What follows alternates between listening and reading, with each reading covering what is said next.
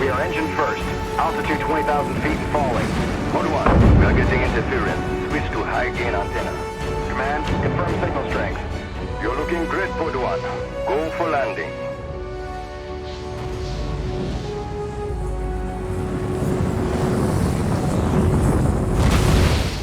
Mankind has destroyed our planet Earth. Humanity's last-ditch effort to evacuate key people and to explore and start a settlement in a new life for a lucky few who are accepted. Upon landing on the new planet, Eknok, your team discovers a black goo, which infects some of your squad and everything starts to fall apart for the plan. An anomaly storm obliterates your team and you get hurt. They decide to put you back in a cryostasis until you can figure out how to help you. 31 years pass, everything is in ruin. You get ejected from stasis to find a faction of humans have taken you prisoner and will throw you back out into the Badlands where the anomaly storm was. You run and fight your way through the storm and discover now you have powers.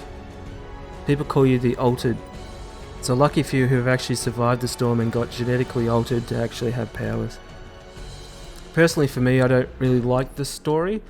I was really interested when the story was actually first landed on the new luscious world and seeing the alien actual animals and everything like that around. That was pretty exciting. But then you actually just get quickly ripped out of that and thrown into a post-apocalyptic kind of looking world where you're actually just fighting humans.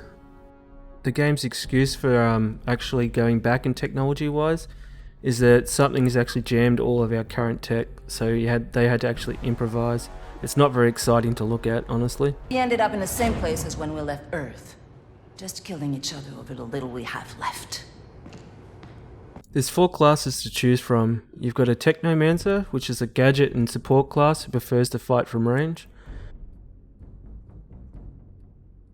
Pyromancers, a mid-range fighter who burns and suffocates his enemies. A Trickster, a close-range hit-and-run kind of class which actually uses space-time to slow and obliterate foes. And the Devastator, which is a close-range tank class which harnesses the earth to create earthquakes and harden his skin to take a lot less damage. The game is actually a fairly fast-paced looter shooter which values getting up and close and personal to the enemies to actually heal yourself when you kill them. Each class heals themselves actually differently. For example, the Pyromancer actually heals by killing an enemy who is marked from his actual fire powers, while the Technomancer recovers a portion of his health back after damaging the target. There is a cover system as well, akin to like Mass Effect and The Division has. I had actually a fairly frustrating experience when trying to use the cover system. There were so many times that I ran up to the cover and pressed spacebar to get into it, but it wouldn't register, it wouldn't snap in. I kept trying to move to try and take cover in different spots, but it still wouldn't snap. Most of the time it does work, but it still really needs to be adjusted. I can't imagine how frustrating it's going to be if you get to end game and actually on the highest difficulty and the cover system just won't get you lock you in so you actually die. The third person combat, however, is actually really smooth. Never had an issue with it at all. I do feel that the weapons need a little bit more recoil. They didn't punch as much as you wanted to. All the weapons do work well though. I favoured the shotgun the most due to how much you actually get swarmed by berserkers and stuff like that. The different classes actually do a good job of being unique to each other. My personal favourite was probably the Trickster, but all of them are actually kind of fun to play. There are a few different enemies so far in the actual demo. You have the average grunts who use cover most of the time, and then you've got berserkers who actually rush you, and then you've got heavily armoured tank type foes, which take quite a fair beating. Some of them are equipped with like flamethrowers and stuff like that. Then you've got marksmen, snipers, and then you've got mini bosses and a big boss battle. The mini bosses are actually pretty cool. They actually have different abilities each time you face them. So one time we went in and they actually had ice abilities, and another could actually heal himself and drop down like these pink lasers on the ground which spin around. Wasn't actually used to actually have to use your abilities to interrupt some of the big casts some of the mini bosses actually do. It does state that it does, but all the mini one, like all the normal grunts and everything like that, you don't have to. So I actually had to change how I played and make myself aware of actually interrupting that heal. So it's actually pretty cool that they've got something like that. Adds a bit more strategy to it. One big issue I actually had with the gameplay was the map layouts on some of the missions themselves. It's very, very linear. For example, like the first mission you get into, you actually have to go rescue a friend from the Hound Gang. And you go down a very small map. Just all you do is just kill the enemies. One will drop a blue key item to open up the door, and then you open the door, and then you go into the next room, which is just a very square room, and you just kill those enemies again, then pick up a key, and then open up your next door. That's it. The other missions have a little bit more terrain and path which you actually get to traverse through to get to your objective, but it still revolves around kill the enemy and pick up the door key. So for the abilities, you actually have 3 power slots with a total of 8 unique abilities you can swap in and out of those 3 power slots. I was really kind of hoping for 4 or 5 abilities to have at once, but maybe I'm just being a little bit too greedy here.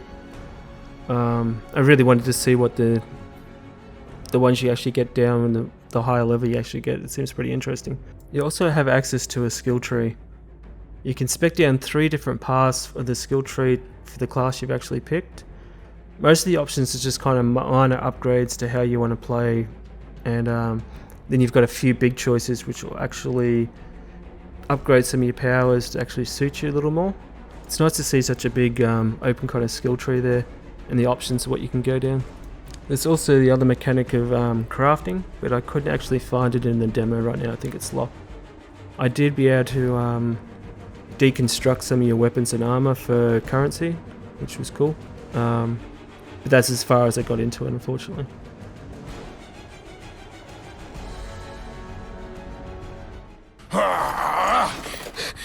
Fuck off! You can't take her back! Who, the girl? This isn't a rescue, you barker. Do I know you? Mr. Chang sends his regard. Oh, come on! It's right in the middle of my line. You were taking too long. Planning it all the way here. Thanks for the rescue anyway. Again? I've heard that people have actually had mixed feelings on the opinion of the quality of the voice acting. I actually thought they did a really good job with what was actually given to them. I do think that the male protagonist voice actor was actually a little bit better than the female counterpart. The music was okay, it didn't really wow me in any way, but the guns sounded decent, like they had a little bit of impact sound. Not much to say otherwise. I think as a looter shooter the actual graphics were okay. It's nothing mind-blowing, but it's not bad either. I did have a fair amount of fluctuating frame rates though, but my PC is actually fairly old now, so it comes with an aging PC, so I can't really fault it on that.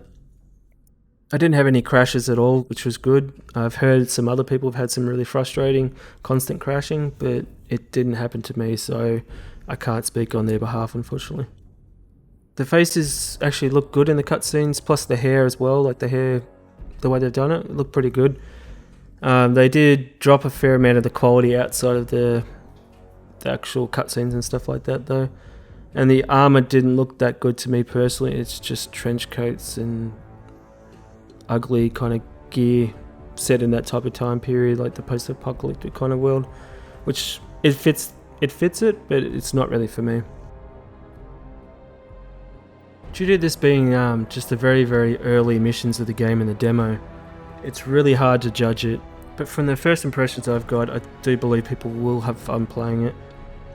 I really enjoyed the combat, but I wasn't thrilled with the story or the world itself. I hope this changes a lot after you get through like some of the story part in the actual full release of the game. The game actually has a lot of potential to actually be good.